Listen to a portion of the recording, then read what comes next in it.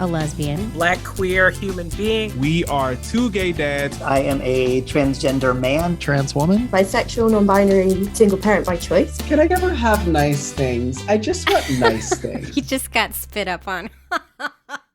Well, hello, y'all. It's Jamie here. I'm here solo. E couldn't make it again today, but they will be in the interview that you are about to hear, so you will hear their voice. And for now, you get me. Moi. Yay. I am sitting here. It is actually the day that the president finally signed the Respect for Marriage Act. It just happened, which is awesome, which is great. So now we know that our LGBTQ plus marriages are legally protected without the possibility of take-backs. They cannot take it back, we think. At least we think, right? Like, who knows? Because there's also that 303 Creative versus Elenis First Amendment rights case where the web designer doesn't want to design for LGBTQ couples and their weddings because of, religious reasons and things like that. So it just feels like the haters are always going to find the loopholes, right? They're always going to find them. But we're going to keep it real and keep the fight going. And let's just hope that the powers that be keep it real as well when it comes to our rights. Let's just hope so. And hopefully we don't have to defend our marriages anymore. Thank goodness. I mean, we still have to adopt our children that we make together and so many other loopholes we go to, which, there's one even in this episode today. Before I get into our guest and our episode, I just want to say a huge and special thank you to our newest Patreon member, Melissa Feldman. Melissa, I love you. You rock. Thank you for joining Patreon. Thank you so much. We couldn't do this without you. If you want to help us keep sharing these super important LGBTQ plus family stories, you too can help us. We've got various tiers in our Patreon community starting at just $2 a month. You're going to do a good thing, and you're going to get bonus content like videos of most episodes drop a day early, crazy behind-the-scenes shenanigans, and anything else that I can think of to post to keep you all entertained and engaged. We've got a whole community over there, so come join. It'll be fun. We're adding more things as we go. You're going to head to patreon.com/ovariestalk to join. All right, Brooke. Our guest for today is Brooke. Brooke's wife was supposed to join us, but they had a sick kid, which happens in parenting. There we go. That's parenting right there. But I learned a new term talking to Brooke, and it is also the title of this episode. It is socially infertile. That's the term. And that is what they use to basically describe folks like us, LGBTQ folks, trying to conceive in Australia. Doesn't sound great, and it's actually not great because, think about socially infertile and what that might mean and how they might use that as a loophole to not help us make our babies. And you're going to hear more about it in the episode. But also, Brooke and her wife have a very, very lesbian meeting story, which is awesome. And you're going to hear that. And they get pregnant and give birth to twins during a hardcore Australian pandemic lockdown. And when we say hardcore Australian pandemic lockdown, we're not kidding. It's a great episode. I'm excited to share it with you. Helen can't wait to share it with you. Helen, once again, is being super nice. Beulah is with E, trying to help E with all the stuff that E's got going on. And Helen is here with me. Helen, darling. Helen, my fake assistant that I love so much. Can you please roll the tape? Roll the tape, Heron. Thank you so much. Thank you so much, Helen. Hi, Brooke. Hi, Brooke. Hi. It is such a pleasure to have you. We are so excited for this, and Brooke is so committed to doing this that Brooke got up at 5 a.m. in the morning to tell us her story, and her wife was supposed to be here. I mean, you tell us what your situation you're in right now is, because this is parenting, right? Yeah, my wife was supposed to be here, but we do have a sick kid at the moment, which I think is just how it goes. Mm-hmm. I just want to put it out there that to any parent who's going through a child that doesn't sleep, I feel you. Yeah. Brooke, music to my ears. I know the struggle. I'm here for you, girl. I'm here Can for you you. explain it though? When you say don't sleep, Yeah. is that more like, oh, it's not enough hours, or is that no sleep? Oh, well, I mean, it changes day to day, but I should start by saying I have twins. And so my boy, Archer, sleeps 7 till 7. He is an angel baby. I don't know how we got so lucky, honestly. Like, he just sleeps all the time. And our daughter, Oh, that's Edie, great. she just doesn't need much sleep. And it just goes to show that you can do the same thing with two children at the same time, and it's not the parent, it's the child sometimes. Brooke, I love you so much for saying this.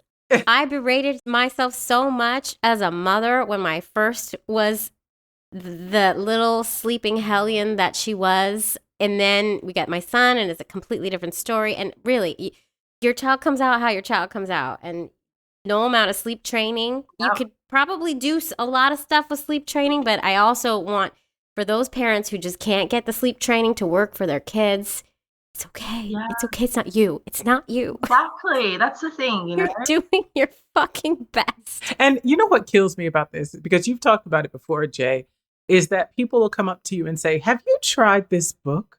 Have you tried warm milk?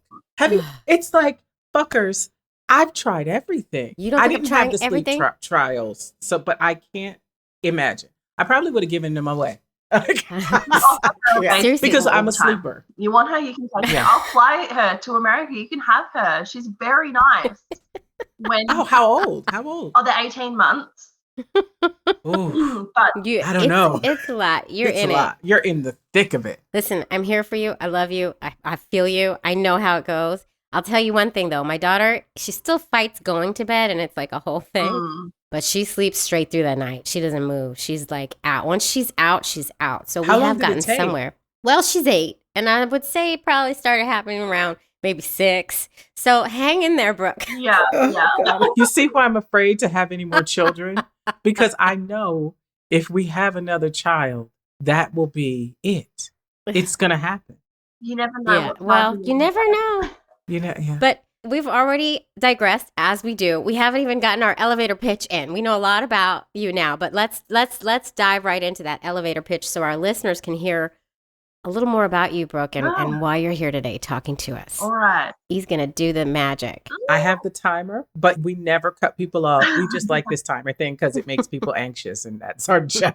No, just have fun with it. And when you start, I start. Okay. All right. So me and my wife Caitlin met 7.5 years ago when we kind of did a whoopsie and fell in love because, well, she was engaged to my ex, and we met through work. Kind of just fell into it. Whoopsie daisy. Anyway, and then we decided to get pregnant in the middle of the world's harshest, toughest, longest lockdown, and ended up with twins at the end of it.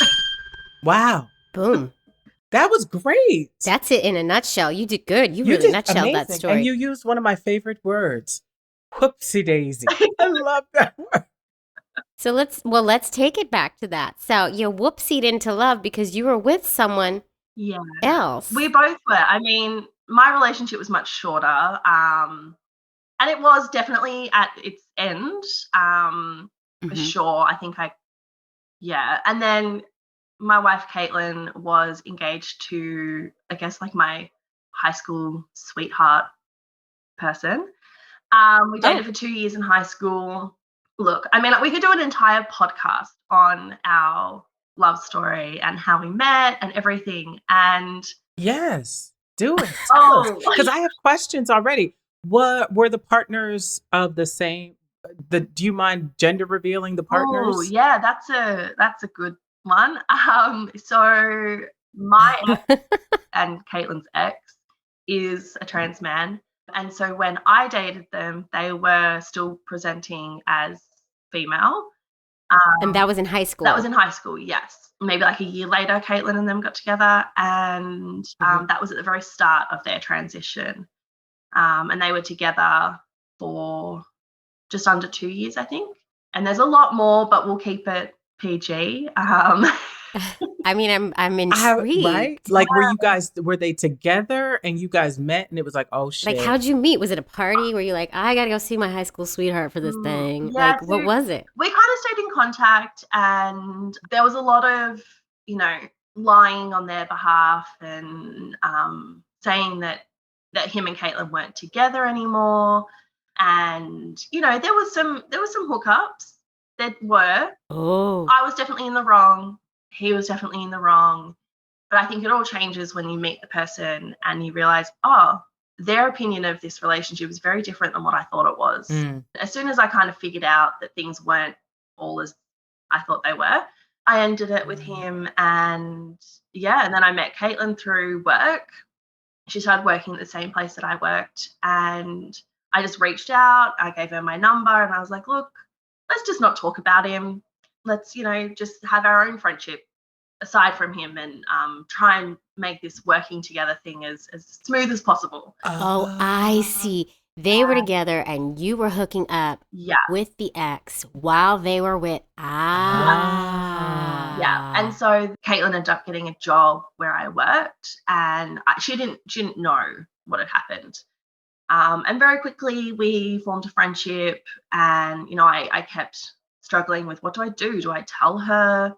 Oh, yeah. My idea was I'll just wait and see, if she has any idea. Because it wasn't just me that he was cheating with. There was many, many other people.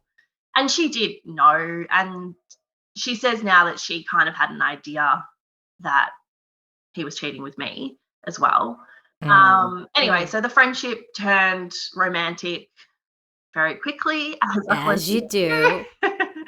And it was clear, like, we couldn't not be together. So I told her, and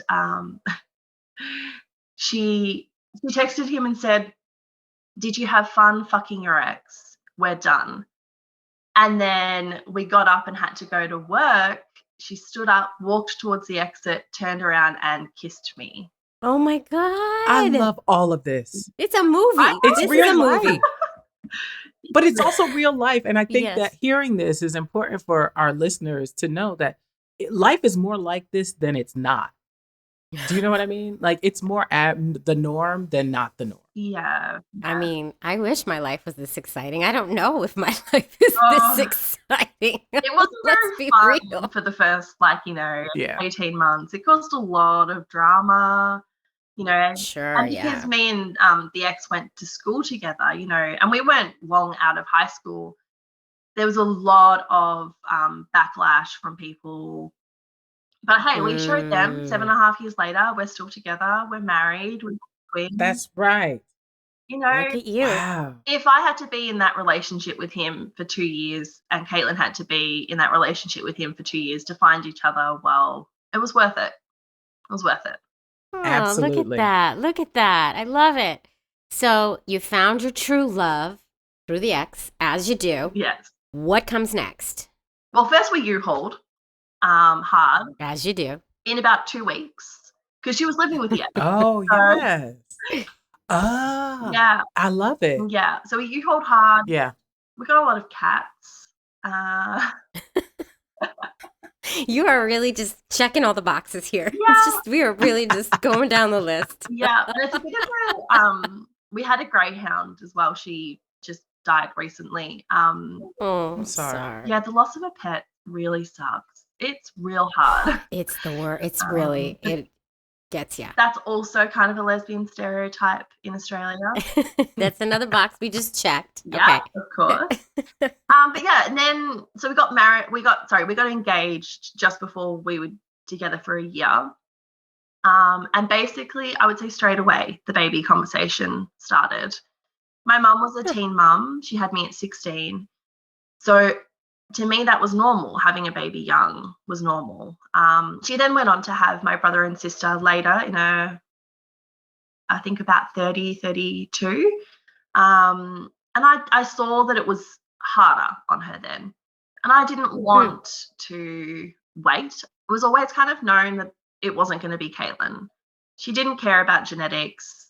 Neither of us did. She doesn't have the best genetic background, I guess. Like medically. Yeah. There's So stuff. Right. yeah, it just was like, well, we'll just use my eggs. It'll be me and all good. And yeah, then came the discussion. Sometimes it's such an easy decision, right? For who's going to carry and who's not. And sometimes it's really difficult. So easy. I gotta say, I love that you did it, that you decided you wanted to be young. Because if I could rewind time and there was all this ability, I probably would have, because our bodies are more ready for it at younger ages. You know what I mean? Like, we're in our peaks between 15 and 22. So Yeah. I think that's great. I mean, Because by the time you're my age, you're going to be like, the kids will be grown, out of university. You'll have a whole life and be able to be fabulous around the world. And you'll be looking at people like me with a 10-year-old, Yeah. fuck, and be like, what? Oh, he's 11. And be like, oh, gosh, I'm happy I'm done with that. Well, but let's just not advocate 15-year-olds having babies. No, I don't think we want. I'm not advocating. Oh God, I was just saying the bodies. Our bodies don't match our societal preference. Let's wait till we're out of the teen years. And on that note, I don't think I would have been a good mom as a young mom. I think for me, like, I needed to wait this long. I think it would be, a lot of things might be easier if I had done it younger. I wouldn't be as tired all the time. But I don't think I would have been as good of a mom. I agree. Personally. Yeah, I agree. Personally. It just would have been done. Yeah. Yeah, there's that. Yeah. We were planning earlier. I think I was 27 when I got pregnant and had them. So not super young, but we did start the planning process. 2023, I think, was when we really started thinking about it. And if we hadn't been there financially, we definitely would have tried earlier. I guess when we were starting the conversation younger, we did explore all the avenues. So I know you've had Adam on the podcast from the Facebook group, Sperm Donor Australia. Yes.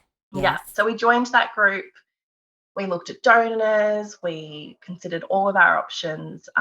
Just for listeners at home who may not have listened to that episode, this is a Facebook group where sperm donors go, join up, and folks who want to buy sperm join, and you kind of make matches in Facebook. And it's not through a bank, and therefore many times free. Yes, completely free. Right. So that's what this Facebook group is. So you looked at that. Yeah, we looked at that mainly. Partly because of the financial aspect. You know, we could try as many times as we wanted. There was no financial loss. But also, I did like the idea of, depending on the person, having more information about them, because the information we get in Australia is very limited, which we'll get to. Yeah, we'll get to that.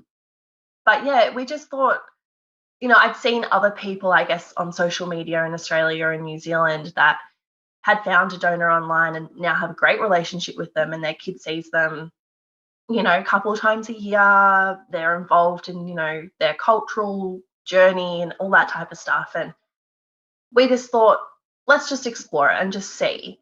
We didn't really have even any queer friends. So it was kind of just, we didn't have anyone to talk to about it. So yeah, we had a look, and we did find a donor that we really liked, that we really clicked with, but we had some debt to pay off. We wanted to have some money saved for when we had a baby. So that was going to take us a while. So we kind of waited, and eventually we decided that we were going to get married first. Same-sex marriage came legal in 2017. So we decided we'd get married, go on a honeymoon, and then really knuckle down with the finances. We were under the impression that I would need to do IVF rather than just IUI. So we really were kind of gearing up for a more expensive journey. And, you know, I think being in this world, people around you, the people that you follow on social media, are going through IVF, and, you know, not all the people I followed were queer, so they had fertility problems. And so everything I was seeing around me were people struggling, people, you know, doing multiple rounds and, you know, multiple attempts and having losses. And not all of the journeys were really, really hard, but it was this idea that it's not easy. I mean, they always say, you're going to have sex, you're going to get pregnant. Well, it's not that easy. Right. It takes a lot more than that, especially for us. Right. And we know off the bat it's going to take a little bit more. And so, like, I just want to say, like I say all the time, the fucking intentionality we put into these families. You started talking about this at 22? I love it. Yeah, I know. I mean, let's think about this. All the decisions you had to make before you even got to the point where you're trying is a lot more than your average non-queer. Let's just be real. And I'm just throwing that down. Okay, so get rid of the debt, you're ready to start, and what do you do? Yeah, so we did reach out when we were going through the debt paying off process to the original donor that we had found through the Facebook group. It'd been a couple of years. We checked in with him and he said he was no longer donating. And he did in the end say he would donate to us, considering we'd been talking for so long. You know, he liked us. But he did have some sperm issues. I don't remember exactly what it was. It wasn't anything that, you know, if he wasn't getting regular sperm analysis, he would never have known, I would say. Right. So it wasn't something that meant we wouldn't go with him, but he was older, the sperm issues, you know, I work in the legal area. And so for me, it was like, is it worth it? You know, I did trust him. Right. But I mean, you never know what's going to happen. Right. You never know. And if you're in the legal area, you know you need to just get things signed. Right. And figure, and that's a whole extra can of worms to add to all of the can of worms that we have to think about and work through with this family building journey. Like, that's a whole nother thing that takes time and effort. Yeah. We knew we didn't want to pick another donor from the group. We didn't want to go through that process again. We didn't think that we would find someone that we liked as much as the donor we had. And so when we found out there was potentially some issues with his sperm, we just thought, maybe that's a sign. Let's just not. Let's just do, you know, the traditional, I guess, lesbian way and go to the clinic and do it that way. So the very, very start of 2020, before COVID ruined the world, we went and had our first appointment at a clinic. And we saw our doctor, and to be honest, we hated her. Absolutely hated her. She didn't have any bedside manner, you know, and I'm saying this because now I love her. But, you know, she didn't have any bedside manner. She was very cold, but she also just didn't have a positive outlook. So I should mention, in Australia, we have Medicare, which honestly, I don't really know how to explain it to someone with our kind of crazy, fucked up insurance. Yeah. Yes. I don't know how the best way to explain it is, but I guess it's kind of like government insurance. So not everything's covered by Medicare, but you don't get the full amount back. You don't pay for it. It's completely free. Everyone gets Medicare that is an Australian citizen, or maybe an Australian permanent resident, but everyone gets Medicare. And a lot of people choose to have private insurance on top of that. And so for things that they don't cover, like they don't cover the dentist. For us, it was, we were socially infertile and not medically infertile. And so the cover that we got from Medicare was not that great. It was still something. So basically, in a nutshell, you're gay. You're not necessarily infertile. You're just gay. So we're not going to cover you like somebody who's actually infertile and straight and trying to get pregnant. Basically, in a nutshell, is that safe to say? Yeah, basically, yeah. Oh my God. So socially infertile. That's a nice way of being. That's literally the word that they use as well. Like in all of the paperwork, it's socially infertile. That's a nice way of being homophobic, I feel like. I know. It is. It's socially infertile. What is that? I mean, thinking of it, it's like, what? I went out into a party and I didn't get pregnant? Like, what do they mean? I know what they mean literally, but it means your lifestyle does not produce babies the natural way. Your lifestyle is not natural. I mean, that's what that means. Yeah. You're not surrounding yourself with enough men. Right. So there's that. Okay. So what'd you do? How'd you get around this? What do you have to do? Yeah, so to prove that you're medically infertile, you need to do 2 IUIs. And some of it we did get a rebate for. So a lot of people will do 2 IUIs just to get the rebate for IVF, because you can then move on to IVF and get it.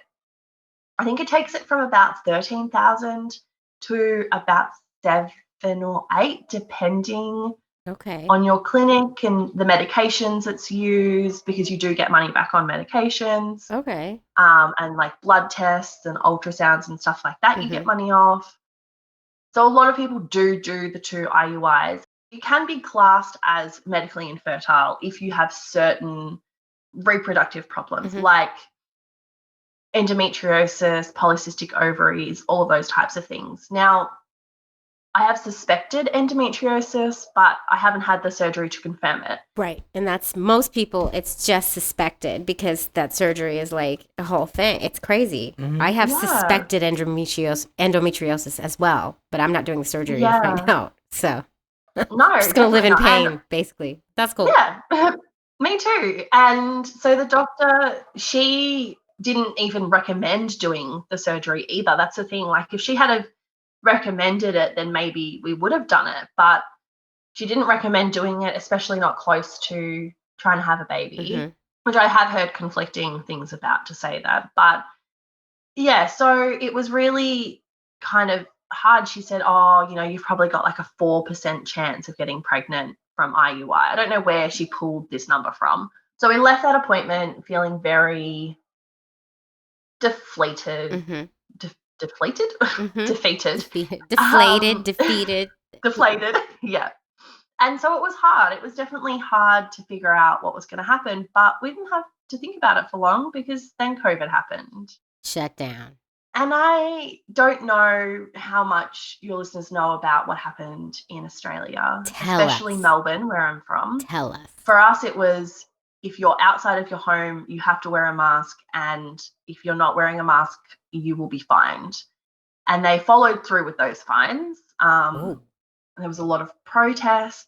The only real thing that was open were places that sell food. Were open, like supermarkets and for takeaway from cafes and medical places. But I'm assuming IVF, IUI shut down. No baby making. So it wasn't shut down. You'd only do it if you had already started your treatment. Their thing was that they were wanting to free up hospital space because, I guess for IVF, some places worked out of like public hospitals because we do actually have publicly funded IVF clinics, but only for the straight people. Of course. So they don't have, of course, why? So they don't have a donor program is what they say, but they also then won't let you go with a known donor. So I have friends who have a known donor and they couldn't even access it. Wow. They couldn't go to this public clinic to make their child with the known donor. So what? So lockdown happens. Shit is shut down. How do you all move through it? And how do you move forward with it and get to where you're at? Yeah. Your baby, I'm doing the math in my head as we're talking. I'm like, your babies are 18 months. But also, we don't know how long it took them to get pregnant once they started, too. Yeah. They were conceived in September, the start of September of 2020. So we were still in lockdown when we were going through it. They did lift the IVF ban. So we started, I don't know exactly, maybe June, July, the process. So we needed to do 2 counselling sessions. After our first counselling session, we could then pick our donor. So we got a list from our clinic. It was not very long. We do have a donor shortage in Australia. Our donors don't get paid. Right. So let me get it clear. They brought you a list and said, here you go. Choose from these predetermined. Like with height and eye color and... Yeah, so you've got a very small amount of information. So no picture. It has their donor number, no picture at all. Wow. I know, which I'm actually so grateful for. I don't want to see a photo of him. I don't want to look at my son, who I'm sure looks, very, very close to the donor. I don't want to look at him and be like, oh, you've got his eyes. Right. I want to look at him and see the things that look, close to me. I mean, he looks very much like I do now, but my daughter is a splitting image of what I looked like when I was a baby, just exactly the same. Yeah, for me, I needed the pictures. Have you looked at them again, know? though? That's my question, because I haven't looked at my picture in 10 years. Yeah, I just saw him as an adult recently. So there's that. But that's a whole nother story. That's a whole nother story for another time. Oh. That's a whole nother story. And we'll talk about that soon. But you get a list. Yeah, we got eye color, hair color, height, nationality, ethnicity. And then what you do is you kind of rank them. You pick your top 3. I should say that there were really only 3 white donors. Okay. And so we just chucked all 3 of them on our list. You then submit that to them, and they then evaluate, which, I don't want to say which is the best fit, because it's not really what the best fit is. It's, oh my God. If you're doing IUI, I knew that would be your reaction. If you're doing IUI, it is fair to say that you would use more vials of sperm than someone doing IVF. Because when you're doing a round of IVF, they take that 1 vial of sperm and they fertilize all of the eggs. Right. And you might only need 1 round of IVF to get all of your eggs. But with IUI, every single time they're using an entire vial.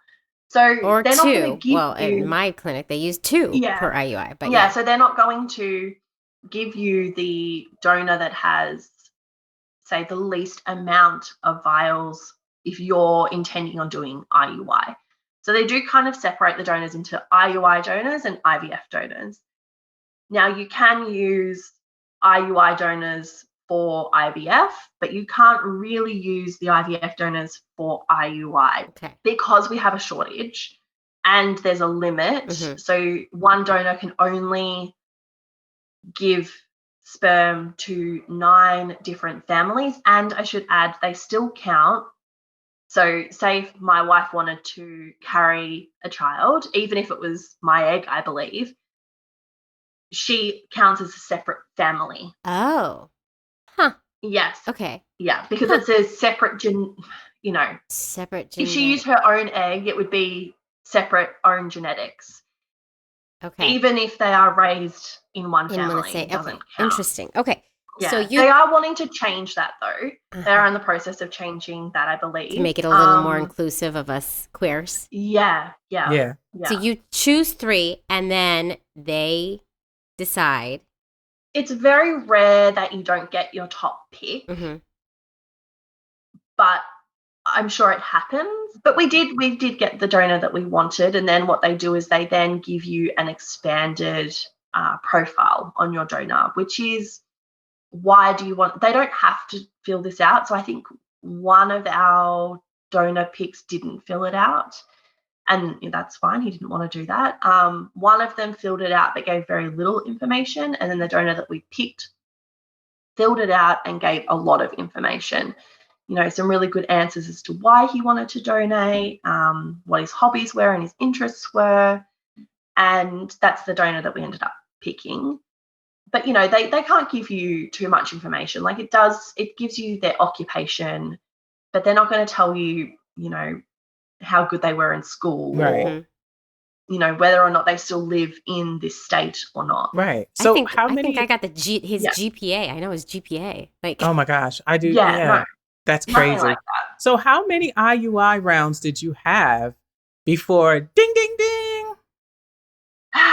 Yeah, so we did our first IUI and we had 2 eggs released and we had a chemical pregnancy for that one. That's hard. Which we didn't even really know about because they weren't great at explaining that that's what it was. I mean, because we used a trigger shot, we thought that the very faint positive we were getting later on was the trigger shot. Right. And then it wasn't until we had our catch up with our doctor that we discovered, no, you were actually pregnant. It was just a chemical pregnancy. Oh, and I should add, one of the COVID rules we had was, so we had to get a letter from our doctor saying that we were in treatment and allowed to travel. We had to stick to the curfew. So there was one time where we then had to get a letter from our clinic stating that we could be outside of curfew to have our trigger shot administered. Wow. And we had to carry that on us. and Caitlin wasn't allowed in the room for the first IUI. Yeah. So then the doctor basically was like, oh, you're definitely going to get pregnant. So I'm going to break the rules and let Caitlin come in. Oh, I don't after know the where she chemical pregnancy, you mean? Yes, for our second IUI. Okay, so She was so bright side, positive. I don't know. Like, Yeah, definitely. ugh. I definitely think so. But it was crazy. She went from, oh, you've got a 4% chance of getting pregnant to, oh, no, you're definitely getting pregnant with this IUI. 100%, I know you are. So we're going to break the rules, the law, and allow your wife to be in. Yeah, that doctor's starting to look a little better now. Exactly. And she definitely, she did improve, definitely. But yeah, that was the IUI that stuck. So we went in. Because Caitlin was there. Yeah. I know, exactly. So she had said that we had one mature egg and one egg that was not as mature. And she came in and she's, doing her thing, put it in, pushed the sperm in. And as I kid you not, as she pushes it, she says, okay, so just don't get pregnant with twins. And then takes it out and walks off. Okay, like I And have I'm control. Okay. I swear you just jinxed me or something. Yeah. You jinxed me. I kid you not, you jinxed me. Anyway, so that happened very early. We got a positive. It was like 9 days later. Wow. Very early. Yeah, those babies were not going anywhere. Yeah. And I still remember telling Caitlin, I went in. We did then sleep in separate beds. And I went in, I woke her up. It was 7 o'clock on like a Saturday or a Sunday. Wait, you and Caitlin slept in different beds? Yeah. We did up until about a month ago. Really? Yeah. My wife snores and okay. I'm a light sleeper and I am with Yeah. you. Can I tell you, Brooke? My wife and I have made decisions that sometimes you got to sleep away. Like somebody has to leave the Definitely. room because, we may have a king size bed, but I sleep like this. And sometimes she doesn't want to push and she moves and tosses and turns. I love that you guys have two separate beds and you just now are shifting. Yeah. Yes. So we did have to co-sleep with our daughter for a while, but about a month ago, we let her sleep by herself. And now me and Caitlin, well, I shouldn't say we do sleep in the same bed because 9 times out of 10, one of us does have to go and sleep with Edie, which is fine. But we try and start in the same bed, and hopefully eventually soon we will wake up in the same bed together. And it is really nice. I think especially having kids, my wife doesn't snore as much now. I don't think that's related, but she doesn't snore as much now. And I'm not as much of a light sleeper as I was. So that's definitely a positive. But yes, we were sleeping in separate beds. I went in 7 a.m. My wife likes to sleep in. I've been up since 5 a.m. and I've opened the blind. I shoved the test in her face. I said, look, can you see it? Can you see it? And she's like, yeah, I can. I was like, okay. The trigger shot's gone now. She was like, yeah. I'm like, okay. Does that mean I'm pregnant? She's like, yeah. I was like, okay. I went back to bed and she went back to sleep. There you go, as you do. Wow. As you do. Wow. How was your So- pregnancy? Yeah, so how'd it go? Oh, God. So I had, at about 5.5 weeks, I was cramping really bad, in a lot of pain. I went to the hospital. They did an ultrasound. And I swear the doctor thought there were like 4 babies in there or something because she put the thing in and she looked at the screen. And even I, for a second, was like, oh, what is that? Turns out they were fibroids, which I had throughout my pregnancy, which was fine. But one of the babies was hiding behind a fibroid. And the other baby she couldn't find. So we were convinced, okay, it's just one. It's just one. That's great. Well, we went for our first dating scan. And in the car on the way there, we were talking. We were like, oh, do you think it's 1? Do you think it's 2? And I'm like, I went against my gut and I was like, no, it's 1. It's 1. It's just 1. And we got out of the car, walked across the road, went into the foyer, and something in my body just said, stop. So I stopped and I looked at Caitlin and I was like, let's take a before we find out it's twins photo. And she looked at me, she's like, okay, all right. And we took a before we find out it's twins photo. We went up for our ultrasound. I laid down, put the probe in. I couldn't see the screen, but Caitlin could. And she's looking, she's like, okay, so there's two. I'm like, what? I love the I nonchalance. couldn't see it. I'm like, two what? The nonchalance is I know. I'm awesome. Like, oh, it's two. Wow. Yeah, it was terrifying. And I was like, what do you mean? And she's like, oh, I should start by saying it's a twin pregnancy. And I'm like, twins? You said it wasn't going to be twins. You said that only one egg was mature. What are you talking about? Oh, God. It was very interesting finding out. And yeah, I mean, I was very sick, very sick. I was on all of the medication. I wasn't working because we were still in lockdown.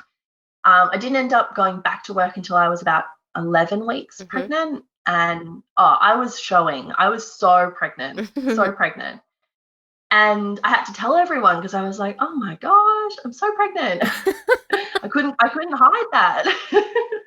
There was no hiding that. Yeah. So yeah. I mean, I was so sick until about 24 weeks. Me too. I was too. It's awful. So let's talk about the birth. So you get through, then you give birth to twins. Yeah, well, which is the story within itself because my waters broke. It was funny. My waters broke, and I said to Caitlin, I was like, I don't think I peed myself. And then I ran away and jumped in the shower, and she came running after me. And she's like, what do you mean you don't think you peed yourself? What do you mean? What's going on? Yeah. She very quickly cottoned on, and then she panicked hardcore. But yeah, it ended up being an emergency C-section. I was going to have a C-section anyway because my son was breech. But yeah, it was an emergency C-section, and my daughter was not doing as well as my son. So they both ended up going to NICU. And my son was in the NICU special care unit for 11 days, just really to learn to suck. They were early. They were born at 35 and 4. So early, but they were a good size still. They were 6 pounds 7, no, 6 pounds 6 and 6 pounds 2. That's bigger than my son huge was. For twins. I know. Yeah. I know. So you can imagine how big that I was. And going back to the fibroids, one of my fibroids ended up getting to the size of I think it was 7 or 8 centimeters. Oh my God. Wow. I know. You had a lot in there. You had a lot going on. Fill it up. And your daughter, what happened with your daughter? Yeah, so she went on a machine called CPAP to help with her breathing. And she was on that and then got worse. She went then onto a ventilator. Which was so heartbreaking to see. I couldn't even look at her.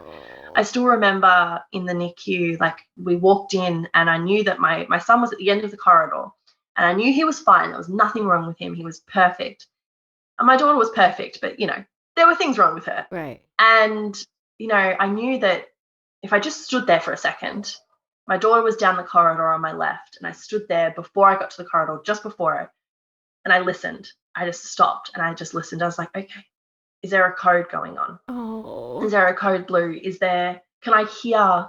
Because I knew what her nurse, she had the same nurse for 2 days. So I knew what her nurse sounded like. I was like, is her nurse there? Because she had a nurse with her by herself 24/7 for the first couple of days. And so I'm like, okay, all right. And I had to push myself to look down the corridor. So I looked down the corridor. I was like, okay, is she still in the room? Is she still there? Oh my God. And I saw her little incubator was there and I was like, okay, all right, I'm gonna go down there. I'm gonna go down there. So I walk down there and I look at her and I'm like, okay. And I just say to the nurse, I'm like, is she okay? Is she okay? And they're like, yeah, she's okay. Nothing's changed. And that was every single day for the first 5 days. It was oh my God. And every time I went down there too, it wasn't just the first time. It was every time I went to go to her room, I was just holding my breath, being like, okay, is she okay? Is she going to make it? And, she did. She was a fighter. I mean, day 3, we walked into the NICU and the nurse turned to us and was like, yeah, she's got a strong personality. The baby's sedated. Yeah. Like, she's sedated and she's got a strong personality. And now, and it's been the same. Yeah, and now look where she's at. Yeah. She's giving you trouble sleeping, but you know what? Strong personality as a baby is going to be great as an adult. Absolutely. It's going to give you hell until then. Absolutely. So you have your baby. And she is the best.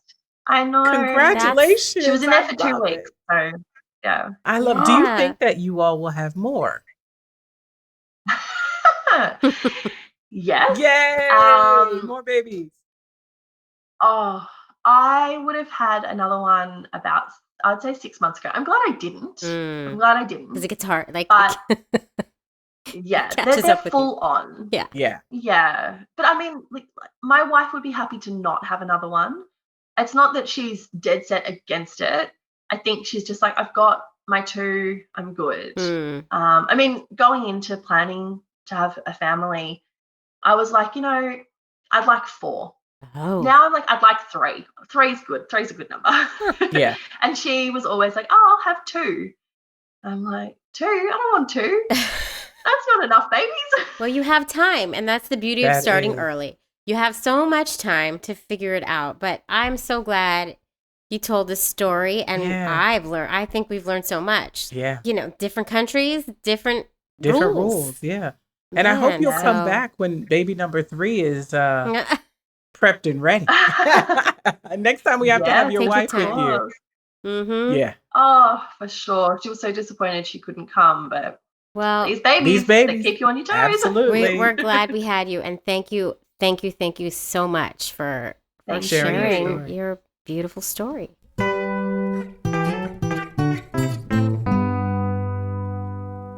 Brooke. So good. So good. I love the story. Brooke really went through it to make those babies, didn't she? And I'm just glad it all turned out okay after all the stuff. They got those babies after a lot of planning and a lot of work. Talk about intentionality. We are intentional AF. And I'm so happy that we got to share that episode with you. Listen, speaking of intentional AF, we have some new If These Ovaries Could Talk merchandise. And if you love this show and you want to represent your love for our beautiful, beautiful families, you're going to need to head to our shop and get some of our merchandise. We have, so the new designs, we have a design that says intentional AF, as the kids say, intentional AF, because that's what our families are. We also have another design that says the future is queer, because obviously it is. The future is freaking queer. And as you know, I think everybody's a little bit queer. They just have to find it within themselves. Let's be real. And then we also have a new design, one of my favorites, and it comes from something Rosie O'Donnell said in the interview we had with Rosie. It's but with gay, ... One of my new favorite sayings. We're going into the holidays, but with gay. Everything is but with gay. So go over to our merchandise store. So many designs. You can put them on anything in the store. T-shirts, mugs, notebooks, face masks, laptop cases. You're just going to go to tpublic.com and search for If These Ovaries Could Talk, or go to our link in bio in our Instagram, or just go to our website and find our merchandise page. You can find it so many ways. So many ways. Represent. Yo, represent. Okay, also, don't forget, please join us on Patreon. The end of season 10 is happening, and we're going to take a little tiny hiatus before we start season 11, but we will be active on Patreon, and we will be active on our social media. So if you want to join Patreon, you're going to head to patreon.com/ovariestalk, and that's where you're going to get bonus content, and you're going to see moi and others talking, doing the stuff. And you're also going to find us on social. We are Ovaries Talk on Twitter, Instagram, Facebook, and TikTok, and YouTube. Find us in all the places. And just know I'm super happy you all tune in and that you keep joining us through all of this. We have one more episode coming at you next week before our break, so be sure to tune into that. I'm just excited for what's in store. Season 11 is on its way, and big changes are happening, folks. Big freaking changes. A huge thank you to all of you Patreons who are helping us make this show. Please go join Patreon if you can. And without further ado, it is time for me to say eggs, ovaries, out. If these ovaries could talk, they would say eggs, ovaries, out.